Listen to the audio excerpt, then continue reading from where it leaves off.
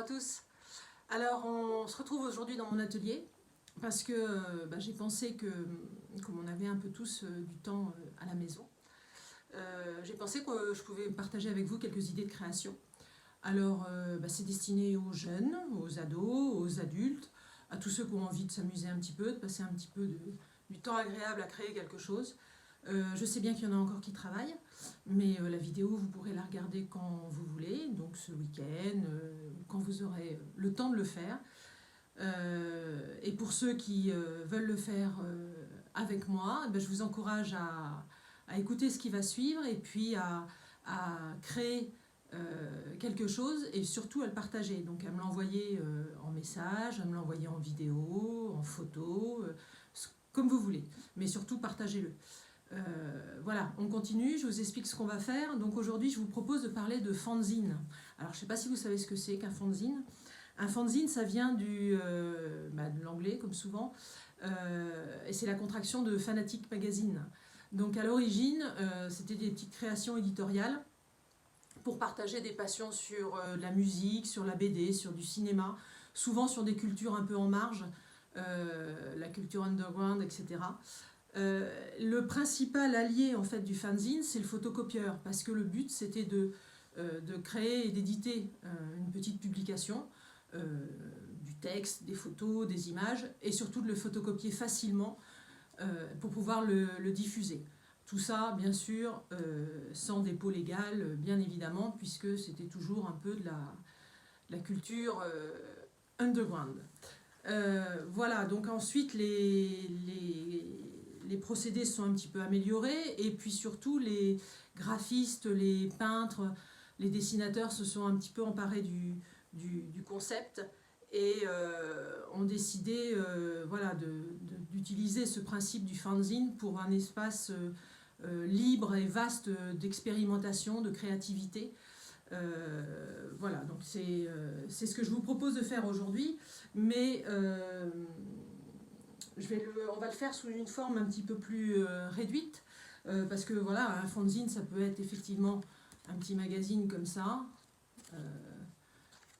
fabriqué et relié de manière tout à fait traditionnelle, voilà. Mais ça peut être aussi, et là c'est ce qu'on va faire ensemble, ce qu'on appelle le mini-zine. Alors le mini-zine, c'est quoi?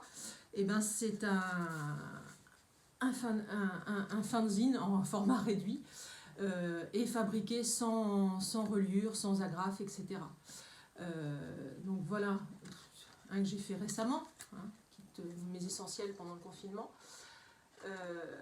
Voilà comment ça se présente. Donc là, c'est dessiné, il y a du dessin, il y a de l'écriture. Voilà. Loris en a fait un également. Voilà.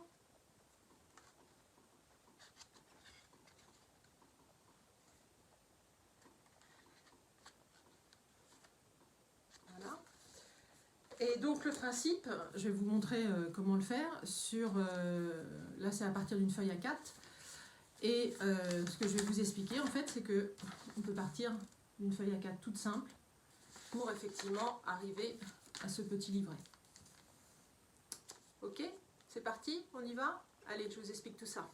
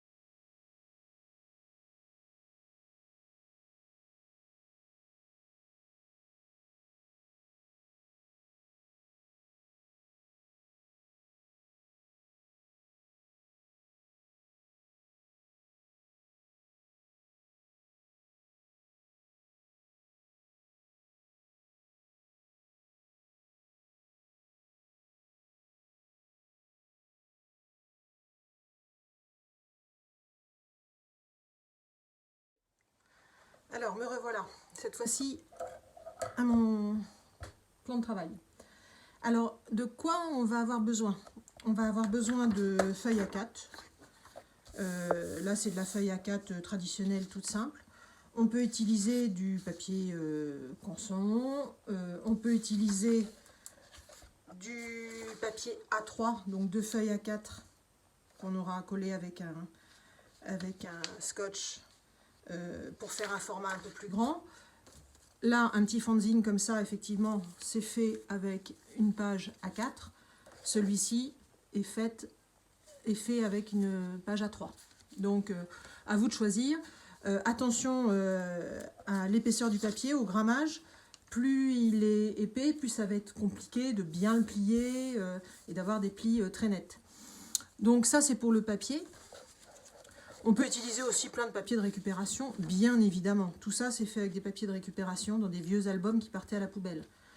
Des vieux livres, etc. Je vais les dessiner après. Donc là, libre à vous. On va avoir besoin d'un ciseau, d'une paire de ciseaux. On va avoir besoin, mais ça c'est facultatif, d'un plioir. Ça c'est bien facile, bien pratique pour faire les plis.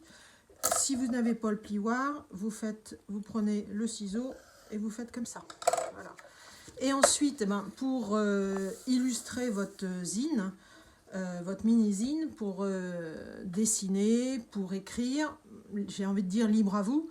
On peut utiliser des feutres, on peut utiliser le crayon à papier, des crayons de couleur, des feutres de couleur. Voilà. Moi j'aime bien utiliser, c'est ce qu'on appelle les feutres Posca, parce que c'est un feutre de peinture acrylique, c'est très opaque, c'est assez fragile et ça coûte assez cher, certes, mais voilà, ça donne un beau rendu, notamment celui-ci, il a été fait qu'au feutre Posca. Voilà, celui-ci n'a été fait qu'au feutre Posca. Et bon, moi j'aime bien le rendu. Voilà, donc, mais faites un petit peu avec ce que vous avez à la maison. Ça peut être des pastels, ça peut être des crayons de couleur. Voilà, libre à vous. Alors, pour commencer, je vais d'abord vous expliquer comment on fait le pliage pour réaliser son mini-zine. Voilà. Alors, on commence par prendre sa feuille A4 qu'on va plier en deux. Voilà. Alors, le plioir ou le doigt ou le ciseau. Voilà. On plie en deux dans ce sens. On plie en deux dans l'autre sens. J'ai oublié de vous dire que je vais intégrer dans la vidéo plein de photos pour vous inspirer, pour vous donner des idées de création. Les fanzines, c'est pas un petit phénomène, ça existe partout dans le monde. Il y a même des fanzinothèques qui regroupent tous les fanzines. Donc vous pouvez trouver plein de sources d'inspiration sur le net, sur Pinterest, etc. Il y a des fanzines très très sérieux qui abordent des sujets politiques, etc. Et puis il y en a d'autres effectivement beaucoup plus artistiques. Et moi, c'est mes préférés. Donc voilà, là, on a plié en deux dans un sens. On a plié en deux dans l'autre sens. Voilà. Là, je replie vers le milieu. Important de bien marquer les plis. Hein. Je replie à nouveau vers le milieu ici. Voilà. Et je déplie l'ensemble. Donc là, on a 8 rectangles. Voilà. Je replie dans ce côté-là. Voilà. Et là, je vais prendre mon ciseau. Et c'est la seule chose à se rappeler et à faire attention. Je vais couper uniquement jusqu'au centre là. Hop, c'est tout. Voilà. Après, je vais prendre ma feuille comme ça. La plier en deux. Hop. Voilà.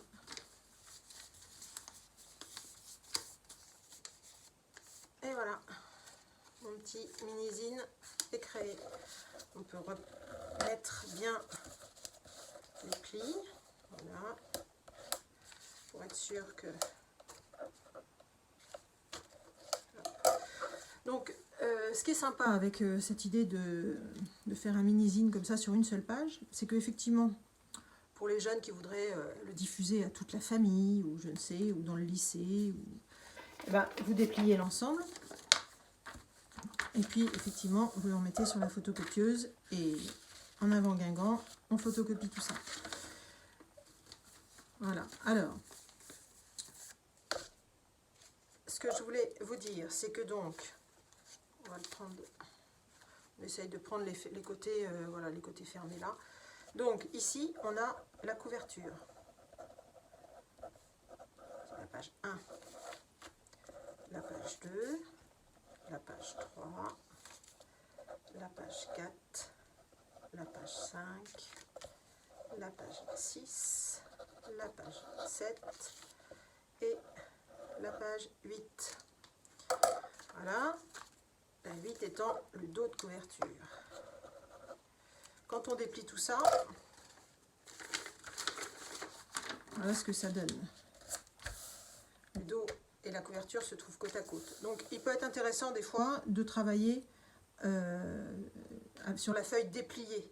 Par exemple, si on veut utiliser ces deux pages-là, quand on ouvre le carnet, elles seront effectivement face à face. Le dos et la couverture, ça peut être intéressant de faire un dessin, par exemple, qui va couvrir les deux. Voilà, il faut penser à la façon dont il est déplié. Hop, voilà. Alors, je vous ai préparé quelques idées pour faire ce mini-zine. Alors, le mini-zine, ça peut être... Est-ce que c'est à l'envers, comme ça? Si je mets comme ça, c'est mieux. C'est peut-être mieux, voilà. Donc, vous pouvez faire un mini-zine sur le confinement mode d'emploi. Ça sera d'actualité, mais indispensable. Vous pouvez faire un mini-zine sur les livres que vous avez aimés, avec dessiner la couverture par exemple, et puis un petit mot sur chaque livre. Vous pouvez faire un mini-zine pour illustrer une recette, ou plusieurs recettes, pour dresser le portrait des membres de votre famille pendant le confinement. Vous pouvez effectivement dessiner une collection de cactus, ou vos collections, une collection de fèves, de super-héros, ou je ne sais quoi. Vous pouvez dessiner, prendre par exemple vos photos sur Instagram et puis dessiner vos photos préférées. Vous pouvez dessiner vos animaux de compagnie, vous pouvez dessiner vos endroits favoris dans la maison. Il peut y avoir de quoi faire. Et puis vous pouvez écrire uniquement aussi, hein. Vous pouvez faire des tout petits dessins, mais beaucoup d'écriture. Une autre idée comme ça, moi je l'avais fait une fois avec des jeunes, c'est sympa aussi, c'est des drôles de fantômes, ou des drôles d'animaux, ou des personnes qui existent et puis des personnes qui n'existent pas. Vous pouvez aussi, pour ceux, parce que j'entends déjà certains me dire mais moi je ne sais pas dessiner, et bien c'est pas grave. Vous pouvez prendre des magazines, vous pouvez dans les magazines découper des yeux, des nez, des bouches, des cheveux, etc. Et puis vous recréez un visage à partir de ce collage-là. Vous l'agrémentez d'un petit peu quand même de petits boui-boui en dessin. Et puis voilà, ça peut faire quelque chose de très très sympa.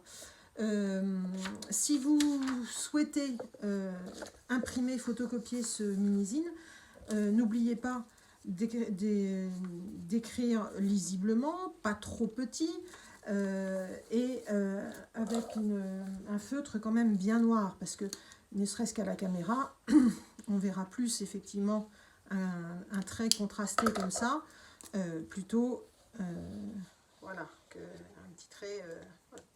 Donc n'oubliez pas d'avoir une vue d'ensemble avant de vous lancer dans la création. Réfléchissez à ce que vous allez dire, comment vous allez le dire. Voilà, ça peut vous occuper quelques heures sans souci. Soyez indulgents, hein, je ne suis pas une youtubeuse professionnelle. Je tourne avec mon téléphone. Amusez-vous et puis restez chez vous et prenez soin de vous et des autres. À bientôt.